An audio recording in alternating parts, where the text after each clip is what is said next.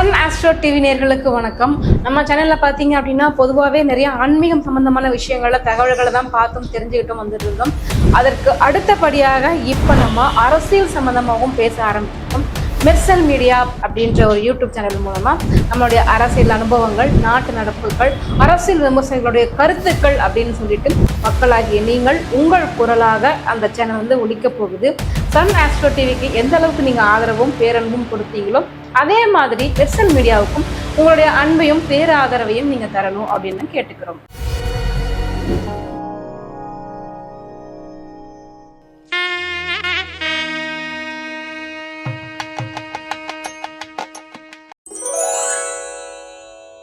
துளாராசி நேயர்களே, இந்த துளாராசியில பிறந்தவங்களுக்கு இந்த வருஷத்துல பாத்தீங்கன்னா நிறைய கடினமா உழைக்க வேண்டிய கட்டாயங்கள் இருக்கு.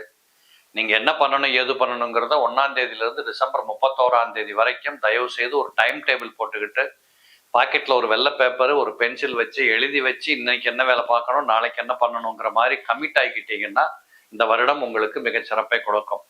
ஒவ்வொரு ராசிக்காரங்களுக்கும் ஒவ்வொரு விதமான முன்னேற்றங்கள் இருக்கும். அதுல துலாத்துல பிறந்தவங்களுக்கு உழைச்சு முன்னேற வேண்டிய கட்டாயங்கள் இருக்கு. ஆக அதிர்ஷ்டம் என்பது ஒரு பக்கத்தில் இருக்கட்டும், அந்த அதிர்ஷ்டத்தை கூட நீங்கள் உழைத்து வரவேற்றுக் கொள்ள வேண்டும் என்று சொல்லுகிற நியதிகளோடு இந்த வருடத்தின் ஆரம்பம் என்பது உங்களுக்கு துவங்குகிறது.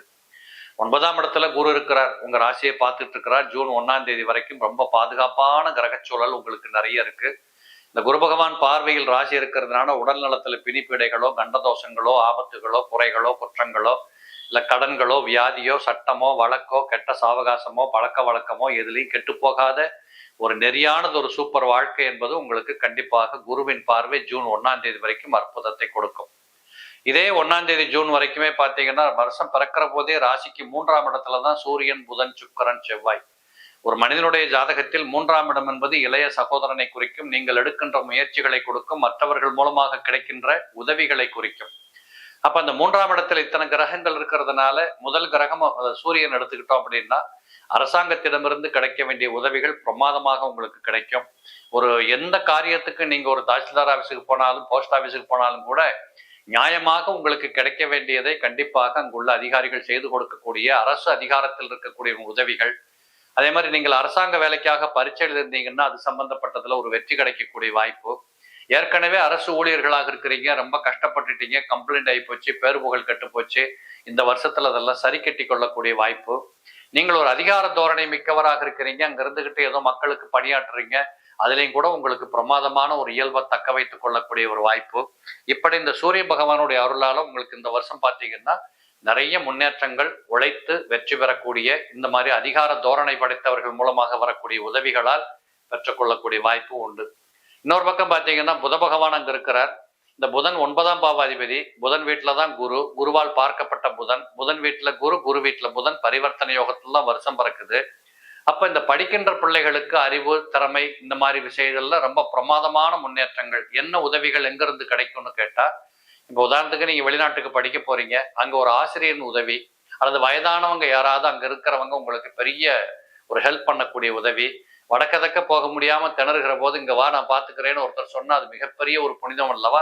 இப்படிப்பட்ட உதவிகள் இதெல்லாம் கூட இந்த துலாத்துல பிறந்தவங்களுக்கு இந்த வருஷத்துல காத்துட்டு இருக்கிறத பார்க்கலாம். அதே போல இந்த புதனை பொறுத்தளவு பிசினஸ் கிரகம்னு சொல்லுவோம். அதாவது எந்த ஒரு மனிதன் எந்த தொழில் பண்ணணும்னாலும் கூட அவர் ஜாதகத்துல புத பகவான் அந்த தொழிலுக்கு உண்டான அனுமதி அளித்தால் ஒழிய அந்த மனிதர் சொந்த தொழில் செய்ய முடியாது. அப்படிப்பட்ட அந்த அமைப்புல இந்த புத பகவான் குருவின் பார்வையில் ராசிக்கு 3ஆம் இடத்துல உட்கார்ந்ததுனால நிறைய பேர் பார்த்தீங்கன்னா வேலையை விட்டுட்டு சொந்த தொழிலுக்கு போகிறது, இல்ல சொந்த தொழில் பண்ணவங்க பார்ட்னர்ஷிப் தொழிலுக்கு போகிறது, இல்ல தொழிலை விருத்தி பண்றான்னு புதுசு இடங்கள்ல போய் ஆரம்பிக்கிறது. இந்த பெரிய கார்பரேட் கம்பெனி எல்லாம் பார்த்தீங்கன்னா புதுசா பிரான்ச்சுக்கு போறது, ஸ்டேட் விட்டு ஸ்டேட்ல போய் பிசினஸ் பண்றது. இப்படிப்பட்ட அநேக அனுகூலங்களை இந்த புத பகவான் மூலமாக துலாத்தில் பிறந்தவர்கள் பெற்றுக்கொள்ள முடியும். இந்த செவ்வாயை பொறுத்தளவு பார்த்தீங்கன்னா உங்களுக்கு நிலப்புல யோகங்கள் பிரமாதமாக இந்த வருஷம் கைகூடி வரக்கூடிய வாய்ப்புகள் இருக்கு. உதாரணமா ரியல் எஸ்டேட் பண்றவங்க, கன்ஸ்ட்ரக்ஷன் தொழில் பண்றவங்க, விவசாயம் பார்க்கறவங்க, பூமியை வாங்கி விற்கிறவங்க, இப்படிப்பட்ட தொழில் சார்ந்தவர்கள் அல்லது பூமியிலிருந்து மினரல்ஸ் எடுத்து விற்கிறவங்க, ஜல்லி வியாபாரம், மண் வியாபாரம், தண்ணி வியாபாரம், இப்படிப்பட்ட நிலைகளில் வாழக்கூடியவர்களுக்கெல்லாம் கூட இந்த வருடம் துலாத்தில் பிறந்தவர்களுக்கு செவ்வாய் பகவான் உதவியோடு முருகன் அருளோடு நீங்கள் பூமியின் மூலமாக கிடைக்கின்ற பெனிஃபிட்ஸை பிரமாதமா பார்த்து கொள்ளக்கூடிய வாய்ப்புகள் உண்டு. இதுல சுக்கிரனும் நான் அந்த இடத்துல உட்கார்ந்து குருவால் பார்க்கப்பட்டிருக்கிறதுனால ராசிநாதனே குருவின் பார்வையில் இருக்கிறார்.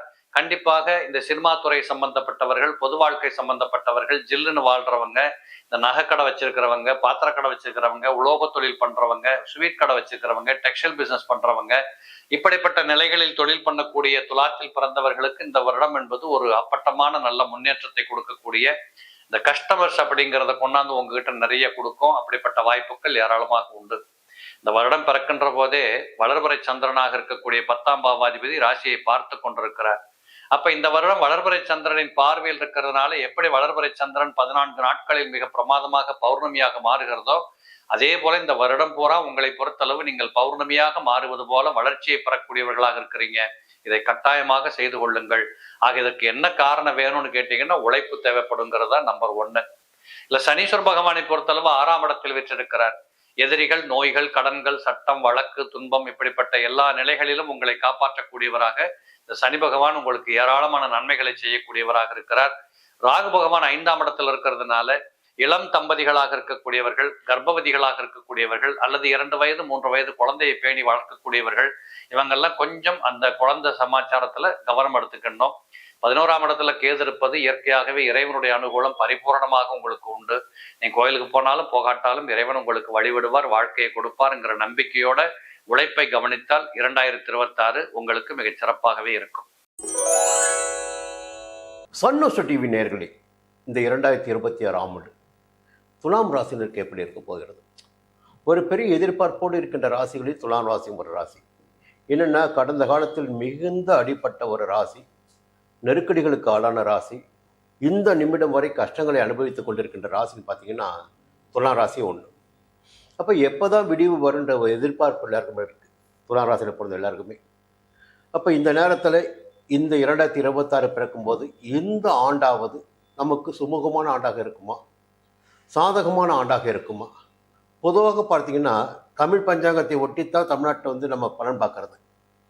இந்த ஆங்கில புத்தாண்டை ஒட்டி பலன் பார்க்கின்ற போது ஒவ்வொரு கிரகங்களும் எந்த இடத்தில் சஞ்சரித்துக் கொண்டிருக்கிறார்கள், அந்த கிரகங்கள் சஞ்சரிக்கின்ற போது அவர்கள் எந்த விதமான பலன்களை வழங்குவார்கள், ஒவ்வொரு துல்லியமாக எந்த கிரகம் எங்கே சஞ்சரிக்கிறார்கள், குறிப்பாக ஆண்டு கிரகங்கள்.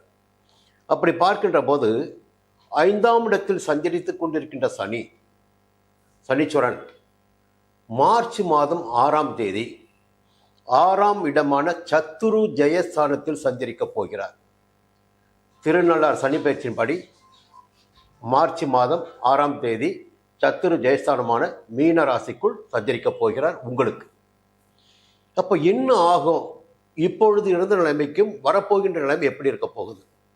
இப்போ பார்த்தீங்கன்னா ஒரு வீட்டுக்குள்ளே ஒரு கசமுசா, எந்த ஒன்றும் நிம்மதியற்ற நிலை எழுந்து மனசு பார்த்தீங்கன்னா ஒரு புழுக்கமாக இருக்கும்.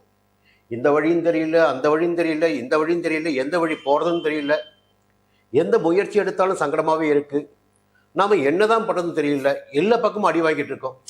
இப்படி ஒரு நிலைமையோடு வாழ்ந்து கொண்டிருக்கின்ற ஒரு ராசி இப்போ 5ஆம் இடத்தில் சனீஸ்வரன் சஞ்சரித்து கொண்டிருக்கின்ற துலா ராசி. இப்போ 6ஆம் இடத்திற்கு போகின்ற போது பொதுவாகவே இந்த நிலையில் மிகப்பெரிய மாற்றம் ஏற்படும். எந்த அளவிற்கு மாற்றம் ஏற்படும், அந்த மாற்றம் எப்படி இருக்குன்னு பார்த்தீங்கன்னா, முதல்ல உங்களுடைய எல்லாவற்றிலுமே ஒரு தெளிவு உங்களுக்கு உண்டாகும், ஒரு ஆற்றல் உங்களுக்கு உண்டாகும், தன்னம்பிக்கை, தைரியம், துணிச்சல், வேகம், விவேகம் எல்லாமே உண்டாகும். இப்போ 6ஆம் இடத்தை சஞ்சரிக்கின்ற போது முதலில் உடல் நிலையில் ஏற்பட்ட பாதிப்புகள், மனநிலையில் ஏற்பட்ட குழப்பங்கள் விலக ஆரம்பிக்கும். சொந்த தொழில் செய்து வந்தாலும் சரி, உத்தியோகத்தில் இருந்து வந்தாலும் சரி, வியாபாரமாக இருந்தாலும் சரி, எதிர்ப்புகள் என்பது, மறைமுக எதிர்ப்புகள் என்பது, போட்டிகள் என்பது, பிரச்சனைகள் என்பது இருந்து கொண்டிருக்கும்.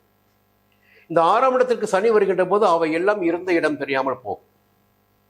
ஒரு பதவி உயர்வுக்காக காத்துட்டு இருக்கீங்க, ஒரு வழக்கு வந்து முன்னாடி நிற்குது. ஒரு முக்கியமான வேலைக்காக முயற்சி பண்ணுறீங்க, ஒரு வழக்கு வந்து முன்னாடி நிற்குது. அப்போ என்ன ஆகுன்னா, இந்த 6ஆம் இடத்துல சனி வருகின்ற போது அந்த வழக்குகளில் உங்களுக்கு ஜெயம் உண்டாகும். ருணரோக சத்துரு ஜெயஸ்தானத்தில் சனி சஞ்சரிக்கிற போது ஜீவனக்காரகன், ஆயுள்காரகன் சனி இல்லையா? அப்போ உங்கள் வாழ்க்கைக்கு வழிகாட்ட வேண்டிய சனி தான். அதுவும் யாருடைய வீட்டில் போய் சஞ்சரிக்கிறார்? அது யாருடைய வீடு பார்த்தீங்கன்னா, உங்களுக்கு ஞானக்காரகனான குருவுடைய வீடு. அந்த வீட்டை சஞ்சரிக்கின்ற போது உங்களுடைய செல்வாக்கும் கூடுதலாக வேண்டும் என்பது விதி. ஆச்சுங்களா? அப்போது அவர் சஞ்சரிப்பதற்கு மேலாக 8ஆம் இடத்தை பார்ப்பார். இந்த உடல்நிலையில் ஏற்பட்ட பாதிப்புகள் விலகும், திடீர் வாய்ப்புகள் தேடி வரும். 12ஆம் இடத்தை பார்ப்பார். விரைய செலவுகள் ஏற்படுவதற்கு வாய்ப்புகள் உண்டு உங்களுடைய வாழ்க்கையினுடைய முன்னேற்றத்திற்காக. 3ஆம் இடத்தை பார்க்கின்ற போது என்ன ஆகுன்னா, ஒரு தைரியம் மீண்டும் பிறக்கும், தன்னம்பிக்கை இருக்கும், எல்லாவற்றையும் நம்மளால் சமாளிக்க முடியும் என்ற நிலை உங்களுக்குள்ள உண்டாகும். இந்த நிலைக்கு மேலாக ஒரு நல்ல தகவல், அதே மார்ச் மாதம் 19ஆம் தேதி உங்கள் ராசிக்கு 9ஆம் இடமான மிதுனத்தில் சஞ்சரித்துக் கொண்டிருக்கின்ற பாக்கிய குரு வக்ர நிவர்த்தியாகி உங்களுடைய ராசியை பார்க்க போகிறார். மார்ச் 6ஆம் தேதி 6ஆம் இடத்துக்கு சனி போறாரு.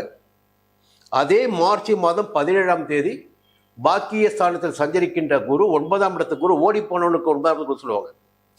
அப்ப என்ன ஆகுன்னா, ஒரு வேலையை தேடி, பிழைப்பை தேடி, வாழ்க்கையை தேடி இருந்த இடத்தை விட்டு நகர்ந்து செல்கின்ற நிலை 9ஆம் இடத்தில் குரு சஞ்சரிக்கின்ற போது பலருக்கும் ஏற்படும். அந்த சஞ்சார நிலை சாதகமாகவே இருக்கும். அப்போ அவருடைய பார்வை 1ஆம் இடத்திற்கும் 3ஆம் இடத்திற்கும் 5ஆம் இடத்திற்கும். 1ஆம் இடம் என்பது உங்கள் ராசி, 3ஆம் இடம் தைரியஸ்தானம், சகோதரஸ்தானம், புரியுங்களா? அந்த இடத்தையும் பார்க்கிறார். 5ஆம் இடத்தையும் பார்க்கிறார். 5ஆம் இடத்தில் ராகு சஞ்சரித்துக் கொண்டிருக்கிறார். சனி நகர்ந்தாலும் அந்த ராகுவை குரு பார்க்கின்ற போது அந்த 5ஆம் இடம் புனிதமாகிறது. குழந்தை பாக்கியமாகட்டும், காதலாகட்டும், குடும்பத்தில் ஒரு நிம்மதியான நிலையாகட்டும், எல்லாவற்றையும் அடையக்கூடிய நிலை மார்ச் மாதம் மிதுனத்தில் சஞ்சரிக்கின்ற குருவால் உங்களுக்கு ஏற்பட போகுது. அதன் பிறகு பார்த்தீங்கன்னா மே மாதம் 26ஆம் தேதி 10ஆம் இடத்துக்கு குரு வராரு. ஆட்சியாக உச்சமாக சஞ்சரிக்க போகிறார் கடகராசிக்குள். அந்த 10ஆம் இடத்தில் சஞ்சரிக்கின்ற போது சிலர் பயமுறுத்தலாம். தெளிவாக ஒரு விஷயம் என்னன்னா, 2ஆம் இடத்தையும் 4ஆம் இடத்தையும் 6ஆம் இடத்தையும் பார்ப்பார். 2ஆம் என்பது தன குடும்ப வாக்குஸ்தானம். இப்போ குடும்பத்தில் நிம்மதியான சூழ்நிலை வந்துடும். எப்போ?